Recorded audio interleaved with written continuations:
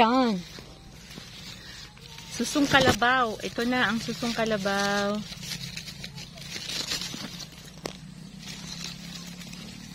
Puputulin ko na.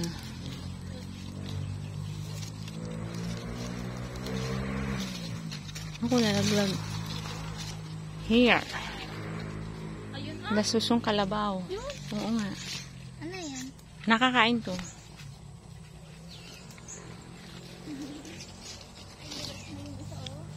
At pala nakapagdala ako nung yung pampaugat. Papaugatin itong sanga. Meron pa doon.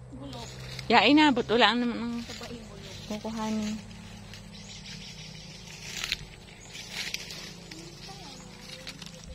Ito pa yan. Sige, sinadyo sa pinakukuha niya dati. Aray ko.